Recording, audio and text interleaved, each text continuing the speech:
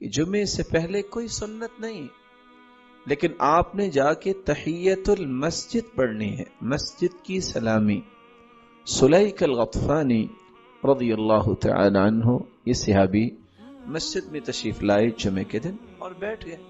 آپ نے اپنے خطبے کی گفتگو کو لمحات پہ روکا اور فرمایا ارکعت رکعتین، کہ آپ نے 2 رکعتیں پڑھی؟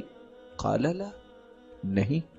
فرمایا قم فرکع رکعتین، کھڑے ہو جاؤ اور 2 رکعتیں پڑھو۔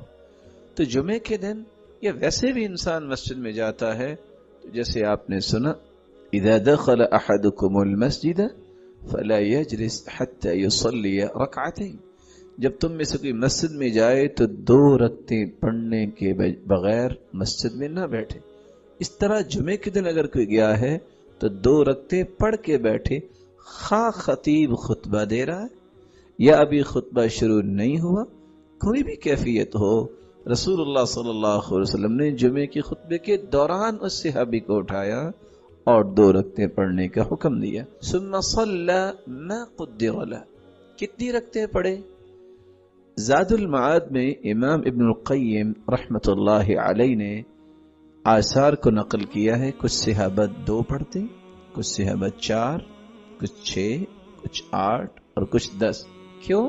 ثم صلی ما قدر له، پھر اتنی رکعتیں پڑھتا ہے ایک بندہ مومن جتنی اس کے مقدر میں اللہ نے لکھی ہے۔ لا سنت قبل الجمعہ۔